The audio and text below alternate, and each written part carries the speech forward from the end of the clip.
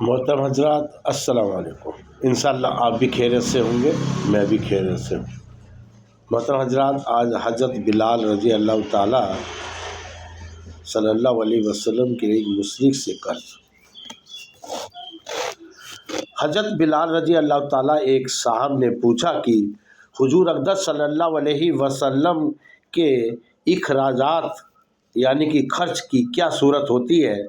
حضرت بلال رضی اللہ تعالیٰ نے فرمایا کہ حضور صلی اللہ علیہ وسلم کے پاس کچھ جمع تو رہتا ہی نہیں تھا۔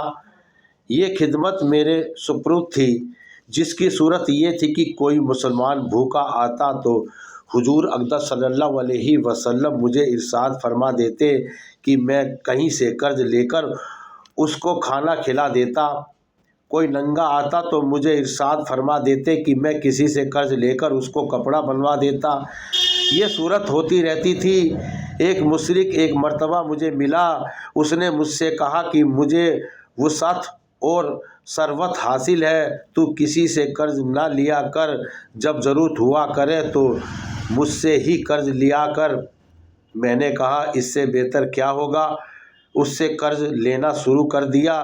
جب ارشاد عالی ہوتا تو اس سے قرض لے آتا اور ارشاد والا کی تعلیم کر دیتا۔ ایک بار وضو کر کے اذان کہنے کے لیے کھڑا ہوا تو ہوا کہ وہی مشرک ایک جماعت کے ساتھ آیا اور کہنے لگا او افسی۔ میں ادھر متوجہ ہوا تو ایک دم بے تاسا گالیاں دینے لگا اور برا بھلا جو منہ میں آیا کہا۔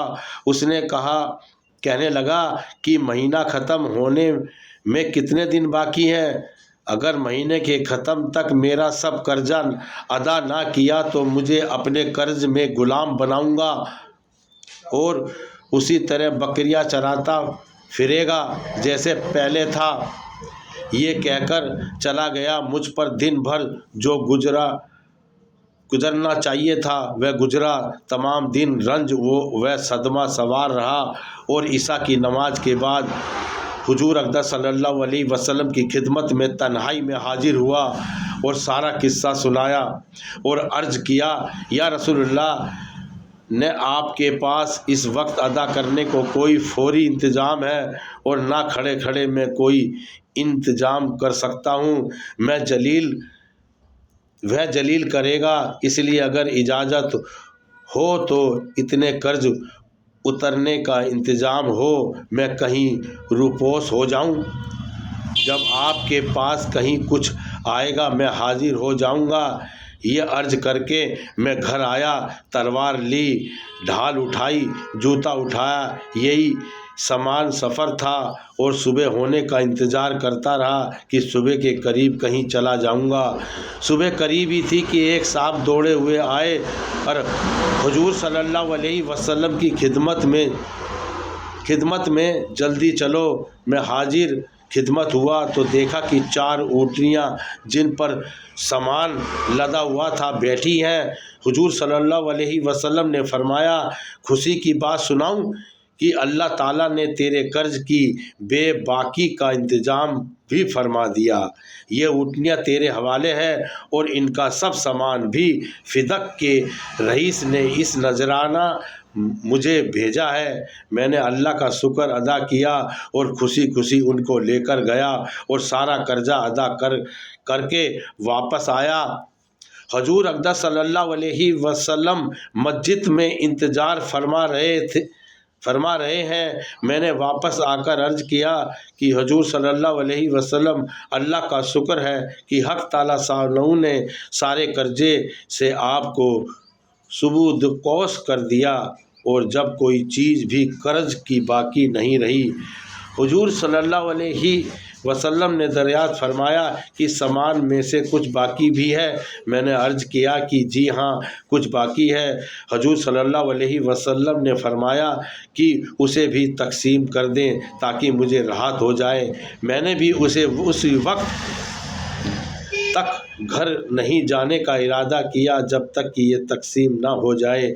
تمام دن گزر جانے کے بعد عشاء کی نماز سے فراغت پر حضور اقدس صلی اللہ علیہ وسلم نے دریافت فرمایا کہ وہ بچا ہوا مال تقسیم ہو گیا یا نہیں۔ میں نے عرض کیا کہ کچھ موجود ہے، ضرورت مند آئے نہیں، تو حضور صلی اللہ علیہ وسلم نے مسجد ہی میں آرام فرمایا۔ دوسرے دن عشاء کے بعد پھر حضور صلی اللہ علیہ وسلم نے فرمایا کہ کہو کہ تم کچھ ہے۔ میں نے عرض کیا اللہ جل شانہ نے آپ کو راحت عطا فرمائی ہے، وہ سب نمٹ گیا۔ حضور صلی اللہ علیہ وسلم کی حمد و ثنا فرمائی۔ حضور صلی اللہ علیہ وسلم کو یہ ڈر ہوا کہ خدا نے خواستہ موت آ جائے اور کچھ حصہ مال کا آپ کی ملک میں رہے۔ اس کے بعد گھروں میں تشریف لے گئے اور بیویوں سے ملے۔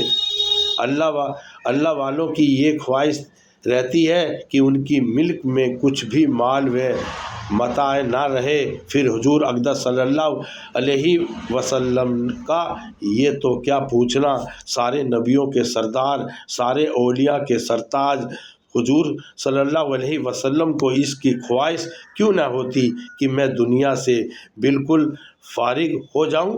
میں نے معتبر ذرائع سے سنا ہے کہ حضرت اقدس مولانا صاحب عبدل صاحب رائے پوری نور المقدس کا معلوم یہ تھا کہ جب نذرانوں کی رقم کچھ جمع ہو جاتی تو اہتمام سے منگوا کر سب تقسیم فرما دیتے، اور وصال کے قبل تو اپنے پہننے کے کپڑے وغیرہ بھی اپنے خادم خاص حضرت مولانا شاہ عبد القادری صاحب کو دے دیتے، اور فرمایا تھا کہ اب تم میں سے مختصر ادھار لے کر پہن لیا کروں گا۔ اور اپنے والد صاحب رحمۃ اللہ علیہ کو میں نے بارہ دیکھا کہ مغرب کے بعد کوئی روپیہ واپس ہوتا تو وہ کسی قرض خواہ کو دے دیتے کہ کئی ہزار کے مقروض تھے، اور یہ فرمایا کرتے کہ جھگڑے کی چیز میں سے رات کو اپنے پاس نہیں رکھنا۔